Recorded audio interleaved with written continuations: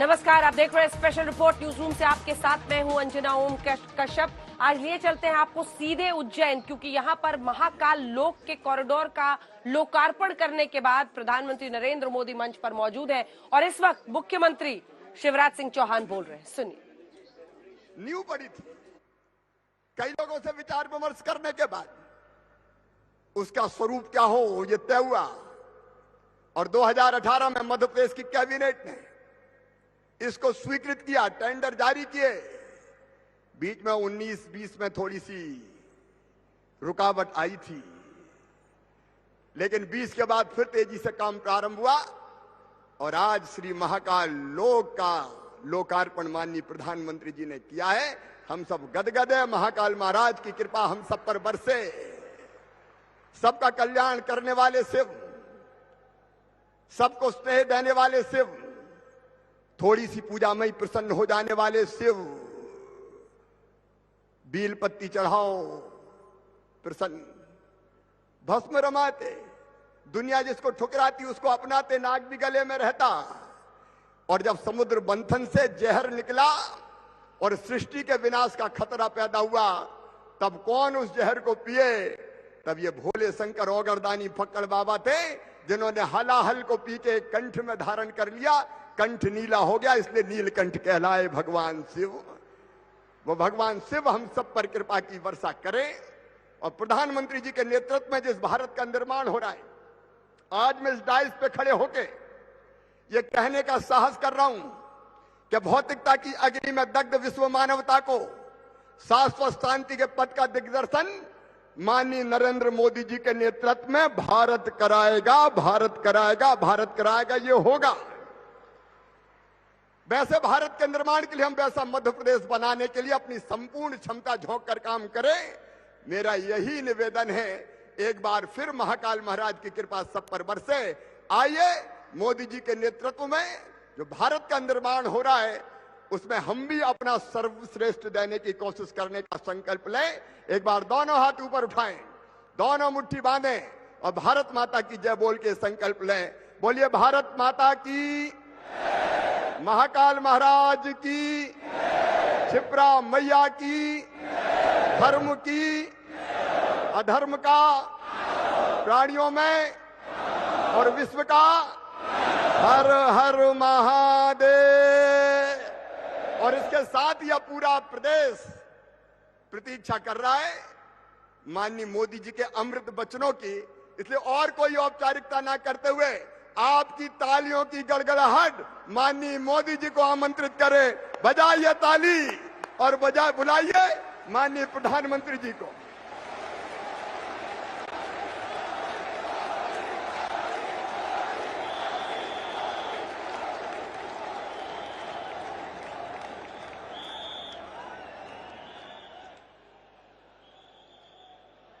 हर हर महादेव।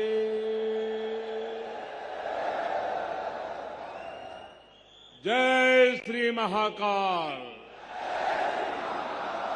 जय श्री महाकाल महाराज की जय।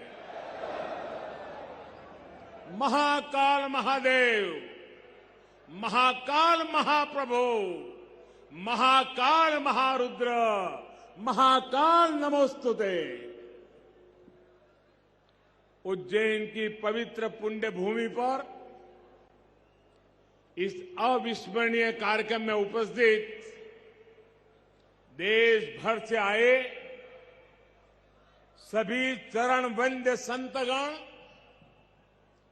सम्माननीय साधु सन्यासीगण, मध्य प्रदेश के राज्यपाल श्रीमान मंगूभाई पटेल, छत्तीसगढ़ की राज्यपाल बहन अनसुईया उइके जी, झारखंड के राज्यपाल श्रीमान रमेश बैस जी, मध्य प्रदेश के मुख्यमंत्री भाई शिवराज सिंह चौहान जी, केंद्रीय मंत्रिमंडल के मेरे सहयोगी, राज्य सरकार के मंत्रीगण, सांसदगण, विधायकगण, भगवान महाकाल के सभी कृपा पात्र श्रद्धालुगण, देवी और सज्जनों, जय महाकाल। उज्जैन की ये ऊर्जा, ये उत्साह, अवंतिका की ये आभा, ये अद्भुतता, ये आनंद, महाकाल की ये महिमा, ये महात्म्य, महाकाल लोक में लौकिक कुछ भी नहीं है। शंकर के सानिध्य में साधारण कुछ भी नहीं है। सब कुछ अलौकिक है, असाधारण है, अविस्मरणीय है, अविश्वसनीय है। मैं आज महसूस कर रहा हूं, हमारी तपस्या और आस्था से जब महाकाल प्रसन्न होते हैं तो उनके आशीर्वाद से ऐसे ही भव्य स्वरूप का निर्माण होता है। और महाकाल का आशीर्वाद जब मिलता है तो काल की रेखाएं मिट जाती है, समय की सीमाएं सिमट जाती है और अनंत के अवसर प्रस्फुटित हो जाते हैं। अंत से अनंत यात्रा आरंभ हो जाती है। महाकाल लोक की ये भव्यता भी समय की सीमाओं से परे आने वाली कई पीढ़ियों को अलौकिक दिव्यता के दर्शन कराएगी। भारत की सांस्कृतिक और आध्यात्मिक चेतना को ऊर्जा देगी। मैं इस अद्भुत अवसर पर राजाधिराज महाकाल के चरणों में शत शत नमन करता हूं। मैं आप सभी को, देश और दुनिया में महाकाल के सभी भक्तों को हृदय से बहुत बहुत बधाई देता हूं। विशेष रूप से भाई शिवराज सिंह चौहान और उनकी सरकार, उनका मैं हृदय से अभिनंदन करता हूं, जो लगातार इतने समर्पण से इस सेवा यज्ञ में लगे हुए हैं। साथ ही मैं मंदिर ट्रस्ट से जुड़े सभी लोगों का, संतों और विद्वानों का भी आदरपूर्वक धन्यवाद करता हूं, जिनके सहयोग से इस प्रयास को सफल किया है। साथियों, महाकाल की नगरी उज्जैन के बारे में हमारे यहां कहा गया है, प्रलयो न बाधते, प्रलयो न बाधते तत्र महाकालपुरी। अर्थात महाकाल की नगरी प्रलय के प्रहार से भी मुक्त है। हजारों वर्ष पूर्व जब भारत का भौगोलिक स्वरूप आज से अलग रहा होगा, तब से ये माना जाता रहा है कि उज्जैन भारत के केंद्र में है। एक तरह से ज्योतिषीय गणनाओं में उज्जैन न केवल भारत का केंद्र रहा है, बल्कि ये भारत की आत्मा का भी केंद्र रहा है। ये वो नगर है जो हमारी पवित्र 7 पुरियों में से एक गिना जाता है। ये वो नगर है जहां स्वयं भगवान कृष्ण ने भी आकर शिक्षा ग्रहण की थी। उज्जैन ने महाराजा विक्रमादित्य का वो प्रताप देखा है जिसने भारत के नए स्वर्ण काल की शुरुआत की थी। महाकाल की इस धरती से विक्रम संवत के रूप में भारतीय काल गणना का एक नया अध्याय शुरू हुआ था। उज्जैन के क्षण क्षण में, पल पल में इतिहास सिमटा हुआ है। कण कण में आध्यात्म समाया हुआ है और कोने कोने में ईश्वरीय ऊर्जा संचारित हो रही है। यहां काल चक्र का 84 कल्पों का प्रतिनिधित्व करते 84 शिवलिंग है। यहां 4 महावीर है, 6 विनायक है, 8 भैरव है, 8 मातृकाएं हैं, 9 ग्रह है, 10 विष्णु है, 11 रुद्र है, 12 आदित्य है, 24 देवियां है और 88 तीर्थ है। और इन सबके केंद्र में राजाधिराज कालाधिराज महाकाल विराजमान है। यानी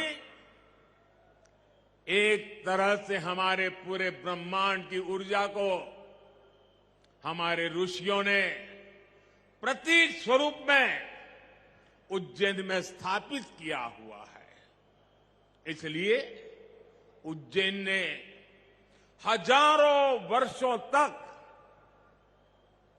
भारत की संपन्नता और समृद्धि का, ज्ञान और गरिमा का, सभ्यता और साहित्य का नेतृत्व किया है। इस नागरी का वास्तु कैसा था, वैभव कैसा था, शिल्प कैसा था, सौंदर्य कैसा था, इसके दर्शन हमें महाकवि कालिदास के मेघदूतम में होते हैं। बाण भट्ट जैसे कवियों के काव्यों में यहां की संस्कृति और परंपराओं का चित्रण हमें आज भी मिलता है। यही नहीं, मध्यकाल के लेखकों ने भी यहां के स्थापत्य और वास्तुकला का गुणगान किया है। भाइयों और बहनों, किसी राष्ट्र का सांस्कृतिक वैभव इतना विशाल तभी होता है जब उसकी सफलता का परचम विश्व पटल पर लहरा रहा होता है। और सफलता के शिखर तक पहुंचने के लिए भी ये जरूरी है कि राष्ट्र अपने सांस्कृतिक उत्कर्ष को छुए, अपनी पहचान के साथ गौरव से सर उठा करके खड़ा हो जाए। इसलिए आजादी के अमृत काल में भारत ने गुलामी की मानसिकता से मुक्ति और अपनी विरासत पर गर्व जैसे पंच प्राण का आह्वान किया है। इसलिए आज अयोध्या में भव्य राम मंदिर का निर्माण पूरी गति से हो रहा है। काशी में विश्वनाथ धाम भारत की सांस्कृतिक राजनीति का गौरव, राजधानी का गौरव बढ़ा रहा है। सोमनाथ में विकास के कार्य नए कीर्तिमान स्थापित कर रहे हैं। उत्तराखंड में बाबा केदार के आशीर्वाद से केदारनाथ, बद्रीनाथ तीर्थ क्षेत्र में विकास के नए अध्याय लिखे जा रहे हैं। आजादी के बाद पहली बार 4 धाम प्रोजेक्ट के जरिए हमारे चारों धाम ऑल वेदर रोड से जुड़ने जा रहे हैं। इतना ही नहीं, आजादी के बाद पहली बार करतारपुर साहब कॉरिडोर खुला है, हेमकुंड साहिब रोपवे से जुड़ने जा रहा है। इसी तरह स्वदेश दर्शन और प्रसाद योजना से देश भर में हमारी आध्यात्मिक चेतना के ऐसे कितने ही केंद्रों का गौरव पुनः स्थापित हो रहा है। और अब इसी कड़ी में ये भव्य, अति भव्य महाकाल लोक भी अतीत के गौरव के साथ भविष्य के स्वागत के लिए तैयार हो चुका है। आज जब हम उत्तर से दक्षिण तक, पूरब से पश्चिम तक अपने प्राचीन मंदिरों को देखते हैं तो उनकी विशालता, उनका वास्तु हमें आश्चर्य से भर देता है। कोणार्क का सूर्य मंदिर हो या महाराष्ट्र में एलोरा का कैलाश मंदिर, ये विश्व में किसी विस्मित नहीं कर देते। कोणार्क सूर्य मंदिर की तरह ही गुजरात का मोढेरा सूर्य मंदिर भी है, जहां सूर्य की प्रथम किरणें सीधे गर्भगृह तक प्रवेश करती है।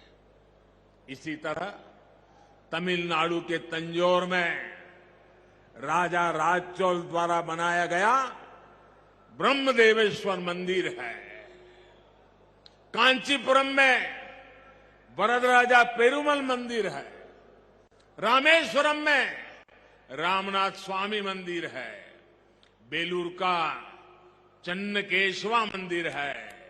मदुराई का मीनाक्षी मंदिर है। तेलंगाना का रामप्पा मंदिर है। श्रीनगर में शंकराचार्य मंदिर है। ऐसे कितने ही मंदिर है। वो बेजोड़ है, कल्पनातीत है, न भूतो न भविष्यति के जीवंत उदाहरण है। जब हम इन्हें देखते हैं तब सोचने को मजबूर हो जाते हैं, उस दौर में, उस युग में किस तकनीक से इन निर्माण हुए होंगे। हमारे सारे प्रश्नों के उत्तर हमें भले ही न मिलते हो, लेकिन इन मंदिरों के आध्यात्मिक सांस्कृतिक संदेश हमें उतनी ही स्पष्टता से आज भी सुनाई देते हैं। जब पीढ़ियां इस विरासत को देखती हैं, उसके संदेशों को सुनती है, तो एक सभ्यता के रूप में ये हमारी निरंतरता और अमरता का जरिया बन जाता है। महाकाल लोक में ये परंपरा उतने ही प्रभावी ढंग से कला और शिल्प के द्वारा उकेरी गई है। ये पूरा मंदिर प्रांगण शिव पुराण की कथाओं के आधार पर तैयार किया गया है। आप यहां आएंगे तो महाकाल के दर्शन के साथ ही आपको महाकाल की महिमा और महत्व के भी दर्शन होंगे। पंचमुखी शिव, उनके डमरू, सर्प, त्रिशूल, अर्धचंद्र और सप्तऋषि, इनके भी उतने ही भव्य स्वरूप यहां स्थापित किए गए हैं। ये वास्तु, इसमें ज्ञान का ये समावेश, ये महाकाल लोक को उसके प्राचीन गौरव से जोड़ देता है, उसकी सार्थकता को और भी बढ़ा देता है। भाइयों और बहनों, हमारे शास्त्रों में एक वाक्य है, शिवम ज्ञानम, शिवम ज्ञानम। इसका अर्थ है शिव ही ज्ञान है और ज्ञान ही शिव है। शिव के दर्शन में ही ब्रह्मांड का सर्वोच्च दर्शन है और दर्शन ही शिव का दर्शन है। इसलिए मैं मानता हूं हमारे ज्योतिर्लिंगों का ये विकास भारत की आध्यात्मिक ज्योति का विकास है, भारत के ज्ञान और दर्शन का विकास है। भारत का ये सांस्कृतिक दर्शन एक बार फिर शिखर पर पहुंचकर विश्व के मार्गदर्शन के लिए तैयार हो रहा है। साथियों, भगवान महाकाल एकमात्र ऐसे ज्योतिर्लिंग है जो दक्षिण मुखी है। ये शिव के ऐसे स्वरूप है जिसकी भस्म आरती पूरे विश्व में प्रसिद्ध है। हर भक्त अपने जीवन में भस्म आरती के दर्शन जरूर करना चाहता है। भस्म आरती का धार्मिक महत्व यहां उपस्थित आप सब संतगण ज्यादा गहराई से पता पाएंगे, लेकिन मैं इस परंपरा में हमें भारत की जीवटता और जीवंतता के दर्शन भी करता हूं। मैं इसमें भारत के अपराजेय अस्तित्व को भी देखता हूं, क्योंकि जो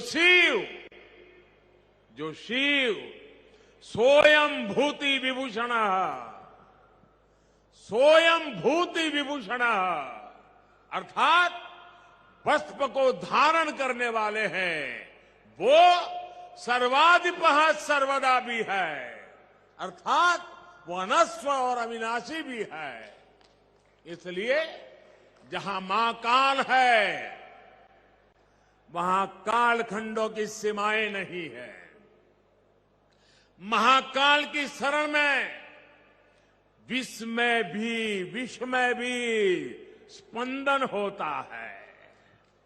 महाकाल के सानिध्य में अवसान से भी पुनर्जीवन होता है, अंत से भी अनंत की यात्रा आरंभ होती है। यही हमारी सभ्यता का वो आध्यात्मिक आत्मविश्वास है जिसके सामर्थ्य से भारत हजारों वर्षों से अमर बना हुआ है, अजरा अमर बना हुआ है।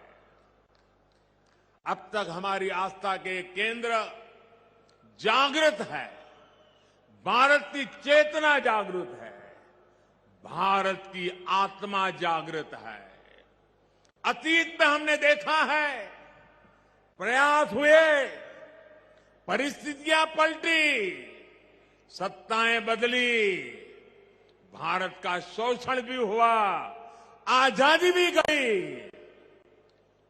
इल्तुतमिश जैसे आक्रमणकारियों ने उज्जैन की ऊर्जा को भी नष्ट करने के प्रयास किए, लेकिन हमारे ऋषियों ने कहा है चंद्रशेखरम आश्रये मम किम करिष्यति व्ययम, अर्थात महाकाल शिव की शरण में अरे मृत्यु भी हमारा क्या कर लेगा। और इसलिए भारत अपनी आस्था के इन प्रामाणिक केंद्रों की ऊर्जा से फिर पुनर्जीवित हो उठा, फिर उठ खड़ा हुआ।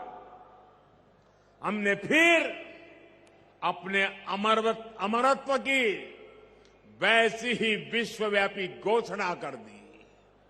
भारत ने फिर महाकाल के आशीष से काल के कपाल पर कालातीत अस्तित्व का शिलालेख लिख दिया। आज एक बार फिर आजादी के इस अमृत काल में अमर अवंतिका भारत के सांस्कृतिक अमरत्व की घोषणा कर रही है। उज्जैन जो हजारों वर्षों से भारतीय काल गणना का केंद्र बिंदु रहा है, वो आज एक बार फिर भारत की भव्यता के एक नए कालखंड का उद्घोष कर रहा है। साथियों, भारत के लिए धर्म का अर्थ है हमारे कर्तव्यों का सामूहिक संकल्प। हमारे संकल्पों का ध्येय है विश्व का कल्याण, मानव मात्र की सेवा। हम शिव की आराधना में भी कहते हैं, नमामि विश्वस्य हिते रतम एतम, नमामि विश्वस्य हिते रतम तम, नमामि रूपाणी बहूनी दत्ते। अर्थात हम उन विश्वपति भगवान शिव को नमन करते हैं जो अनेक रूपों से पूरे विश्व के हितों में लगे हैं। यही भावना हमेशा भारत के तीर्थों, मंदिरों, मठों और आस्था केंद्रों की भी रही है। यहां महाकाल मंदिर में पूरे देश और दुनिया से लोग आते हैं। सिंहस्थ कुंभ लगता है तो लाखों लोग जुड़ते हैं। अनगिनत विविधताएं भी एक मंत्र, एक संकल्प लेकर एक साथ जुड़ सकती है। इसका इससे बड़ा क्या उदाहरण क्या हो सकता है। और हम जानते हैं, हजारों साल से हमारे कुंभ मेले की परंपरा बहुत ही सामूहिक मंथन के बाद जो अमृत निकलता है, उसे संकल्प लेकर के 12 साल तक उसको क्रियान्वित करने की परंपरा रही थी। फिर 12 साल के बाद जब कुंभ होता था, फिर एक बार अमृत मंथन होता था, फिर संकल्प लिया जाता था, फिर 12 साल के लिए चल पड़ते हैं। पिछले यहां कुंभ के मेले में मुझे आने का सौभाग्य मिला था। महाकाल का बुलावा आया और ये बेटा आए बिना कैसे रह सकता है।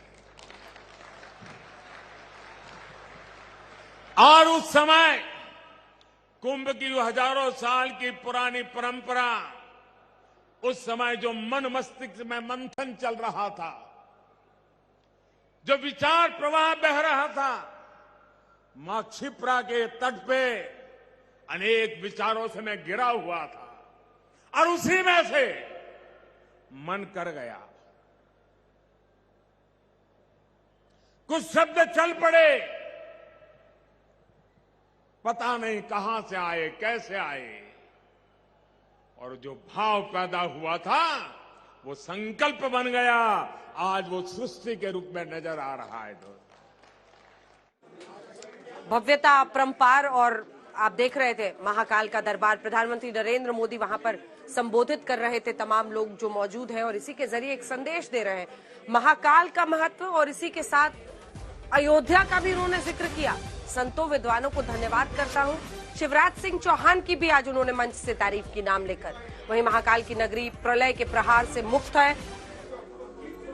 ये 8 तस्वीरें हम प्रधानमंत्री मोदी की आपको दिखा रहे हैं, उनके शिव साधना की दिखा रहे हैं। भोले भक्त अपने आप को कहते हैं प्रधानमंत्री। महाकाल का श्रृंगार, उसके बाद उन्होंने आरती की, नंदी की पूजा की और महाकाल की परिक्रमा भी की। प्रधानमंत्री ने माला जपते साधना करते हुए देखे, दान करके पीएम मोदी फिर वहां से निकले और फिर उन्होंने उद्घाटन किया कॉरिडोर का, जो महाकाल लोक का कॉरिडोर आज वहां पर बनाया गया है।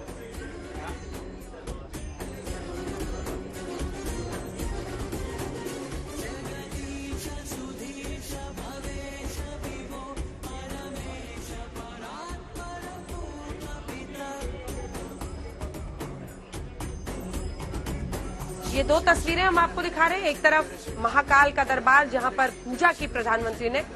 12 ज्योतिर्लिंग हैं देश भर में, उनमें से सबसे अलग महाकाल, क्योंकि दक्षिण मुखी एकमात्र ज्योतिर्लिंग है ये भारत में। अनंत ताकत इस महाकाल के ज्योतिर्लिंग में बताया जाता है।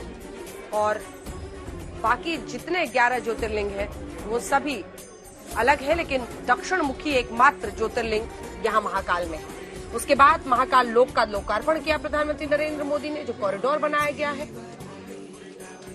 काशी कॉरिडोर से भी 4 गुना बड़ा, कई स्तंभ हैं, कई प्रतिमाएं हैं और भव्य तैयारियां आज वहां पर की गई हैं।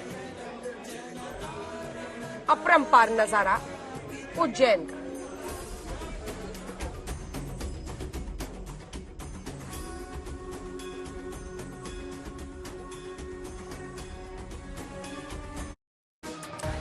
बात मुलायम सिंह यादव की अंतिम विदाई की। आज मुलायम सिंह यादव अनंत में विलीन हो गए। पूरे राजकीय सम्मान के साथ अंतिम विदाई दी गई। नेताजी को हमेशा उनके रणनीतिक कौशल, हाजिर जवाबी, जमीनी सियासी समीकरणों से तह तक वाकिफ होने और दुश्मनों को दोस्त बना लेने की कला के लिए याद किया जाएगा। नेताजी के जाने से समाजवादी राजनीति में लोहिया युग का अंत हो गया। समाजवादी पार्टी में मुलायम अंतिम समाजवादी थे। उनके बाद सिर्फ नाम की समाजवादी पार्टी तो रहेगी, पर लोहिया का गढ़ा कोई समाजवादी नहीं रहेगा। लोहिया ने अपने हाथों से नेताजी को गढ़ा था।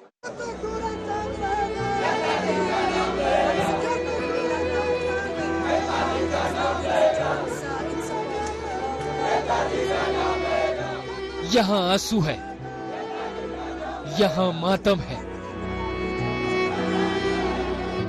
यहाँ घर के मुखिया से बिछड़ने का गम है। 49 साल की उम्र में अखिलेश के सिर से पिता का साया उठ गया। मानो आज पूरी कायनात ही रो उठी। जो पिता संबल थे, आज उन्हीं पिता को अंतिम विदाई देने की पीड़ादायक घड़ी है। जो पिता मार्गदर्शक थे, सिर का ताज थे, अखिलेश की शक्ति थे, भक्ति थे, आज वही हमेशा हमेशा के लिए खामोश हो गए।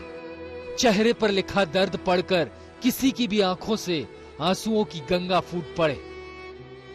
हम इस वक्त मौजूद है सैफई ग्राउंड में। आप देखेंगे किस तरीके से नेताजी के पार्थिव शरीर को इस वक्त जो है अंत्येष्टि के लिए ले जाया जा रहा है। हजारों की संख्या में समर्थक पहुंचे हैं और तमाम नेताओं ने भी आज यहां पर आकर के श्रद्धांजलि दी है नेताजी धरती पुत्र कहे जाने वाले मुलायम सिंह यादव को। और ये तस्वीर आप देखिए किस तरीके से अर्थी पर इस वक्त लेटे हुए हैं और मुलायम सिंह यादव को भरे मन से आंसुओं के साथ में आज सैफई विदा कर रहा है, क्योंकि ये वो शख्सियत है जिन्होंने इस पूरे क्षेत्र को ही नहीं बल्कि उत्तर प्रदेश के बार बार मुख्यमंत्री रहे, देश के रक्षा मंत्री रहे, लेकिन आज उनकी विरासत को जिस तरीके से अखिलेश यादव आप देखेंगे उनके ठीक पीछे खड़े हैं, जो जिन्हें धारण किए हुए हैं वो अखिलेश यादव आप देख सकते हैं। वो एक बेटे की पूरी जिम्मेदारी आज निभा रहे हैं, क्योंकि सत्ता के गलियारों में सियासी तौर पर तो विरासत को आगे बढ़ाया, उत्तर प्रदेश के मुख्यमंत्री बने। ये पिता से मिले संस्कारों की शक्ति ही है कि इस घड़ी में पहाड़ जैसे दुख में, समंदर से भी गहरे गम में भी अखिलेश ने खुद को किसी तरह संभाले रखा। पीड़ा की इस घड़ी में भी हाथ जोड़कर नेताजी के अंतिम दर्शन करने पहुंचे समर्थकों को सुरक्षित रहने का इशारा किया। अंतिम दर्शन के लिए दूर दूर से आए लोगों को कोई भी दिक्कत ना हो, इसका जिम्मा खुद संभाला। मायूस सैफई नम आंखों से अपने नेताजी मुलायम सिंह यादव को विदा कर रहा है। और अब आप देखेंगे, अगर तस्वीर हम आपको दिखाएंगे, ये जो हुजूम सैफई की जनता का निकला है, जिसका जलवा कायम है, उसका नाम मुलायम है, कि नारे यहाँ लगते हुए और उन्हीं नारों के बीच, उन्हीं सैफई की जनता के बीच सामने आपको अखिलेश यादव नजर आएंगे और ये रथ नजर आएगा जिसमें नेताजी का पार्थिव शरीर है। आपको अखिलेश यादव जी के साथ नजर आएंगे धर्मेंद्र यादव और पूरा यादव कुनबा आपको इकट्ठा यहाँ नजर आएगा। और आप देख सकते हैं तस्वीरें यहाँ पर कि किस तरह से नेताजी की तस्वीरें आपको कैमरामैन नीरज दिखा रहे हैं कि किस तरह से पूरा सैफई जो है वो इकट्ठा हो गया है। नेताजी अंतिम यात्रा पर निकले तो अंतिम दर्शनों के लिए हुजूम जुट पड़ा। सैफई में जिस तरीके से यहाँ पर ज्यादा संख्या में लोग पहुंचे हुए हैं और इस वक्त जो ये आप देख रहे हैं काफिला, मुलायम सिंह यादव जी अब सैफई में लोगों के बीच में नहीं है, लेकिन जनता उनके लिए किस तरीके से यहाँ पर उमड़ी हुई है। पूरा रास्ता आप देखिए, यहाँ पर लोगों की भीड़ ही भीड़ सिर्फ दिखाई पड़ रही है। लोग नम आंखों से देखना चाहते हैं। हर कोई गम में डूबा था। आज नेताजी के परिवार के गम में हर कोई शरीक था। पूरा जो मुलायम सिंह का पार्थिव शरीर यहाँ पहुंच गया है, रथ पे उनका पार्थिव शरीर यहाँ लाया गया है। सुबह से अंतिम दर्शन करने के लिए मेला ग्राउंड के कैंपस में रखा गया था और आप देख सकते हैं सामने मुलायम सिंह का पार्थिव शरीर। बाबा रामदेव साथ में मौजूद हैं, धर्मेंद्र यादव हैं, अखिलेश यादव हैं। अंतिम दर्शनों के बाद अखिलेश ने पिता के पार्थिव शरीर को मुखाग्नि दी। अंतिम संस्कार शुरू हो गया। अखिलेश यादव ने मुखाग्नि दी है अपने पिता मुलायम सिंह के पार्थिव शरीर में। आप देख सकते हैं पीछे, और अंतिम संस्कार उनका शुरू हो गया है और तमाम परिवार के लोग गमगीन हैं, मौजूद हैं वहां पर। आप देख सकते हैं कि पूरा प्रक्रिया जो थी रिचुअल्स है उसका पूरा करने के बाद अंतिम संस्कार किया गया। मुखाग्नि दी गई अखिलेश के द्वारा। परिवार के तमाम लोग, राम गोपाल यादव, शिवपाल यादव, धर्मेंद्र यादव, तमाम लोग वहां मौजूद हैं। परिवार के अभय यादव जो मुलायम सिंह के छोटे भाई हैं, तमाम उनके रिश्तेदार यहाँ मौजूद हैं। मेला ग्राउंड पर जो एक मंच बनाया गया था जहां पर उनका अंतिम संस्कार किया गया। जानते हो ना कि हम पहलवान हैं, ये वाक्य मुलायम सिंह यादव को बहुत पसंद था। जब जब जीवन में चुनौती मिली, किसी पहलवान की तरह उसे चित कर दिया। समाजवादी पार्टी के गठन का ऐलान हो चुका था। पार्टी का पहला राष्ट्रीय सम्मेलन 4-5 नवंबर 1992 को लखनऊ के बेगम हजरत महल पार्क में आयोजित होना था, लेकिन अलग पार्टी बनाए जाने के फैसले के सहमति न रखने वाले उस वक्त के मुलायम के सबसे भरोसेमंद साथी बेनी प्रसाद वर्मा ने सम्मेलन से खुद को अलग कर लिया था। पहला दिन तो खैर गुजर गया। दूसरे दिन जब मुलायम मंच पर चढ़े तो उनका पहला सवाल था, वर्मा जी आए या नहीं? जवाब मिला नहीं। मुलायम मंच से उतरे, सीधे बेनी वर्मा के घर पहुंच गए। जैसे ही बेनी प्रसाद वर्मा को देखा, बोले, वर्मा जी जानते हो हम पहलवान हैं, सम्मेलन में चल रहे हो या हम पहलवानी दिखाएं? बेनी को जवाब देने का मौका ही नहीं मिला।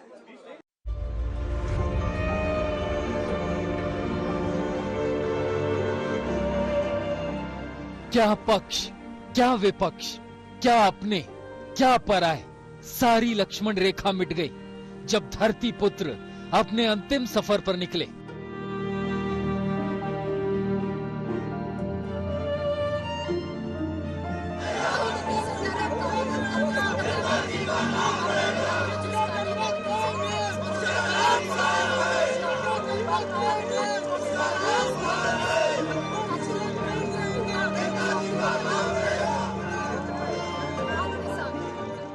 नेताजी की शख्सियत ऐसी ही थी कि अंतिम दर्शनों के लिए हर कोई दौड़ा चलाया।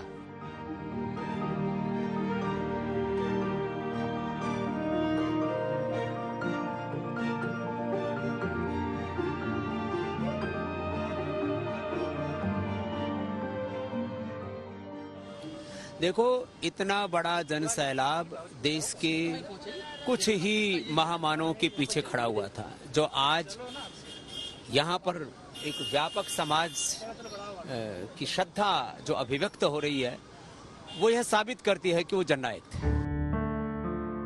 आज मुलायम सिंह यादव इस दुनिया में नहीं है, लेकिन अपने विचारों, अपने उसूलों और अपने सिद्धांतों की ऐसी विरासत पीछे छोड़ गए जो युगों युगों तक हमारे और आपके बीच में मौजूद रहेगी। देखो, मुलायम सिंह जी और हमारा बहुत दिन से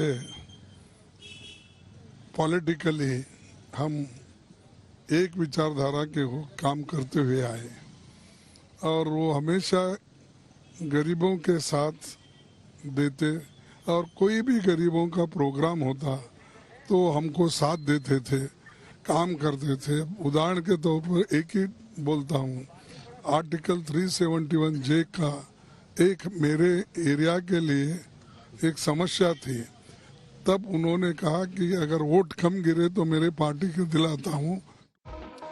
और इसी के साथ न्यूज रूम से स्पेशल रिपोर्ट में इतना ही। देश दुनिया की बाकी खबरों के लिए आप देखते रहिए आज तक।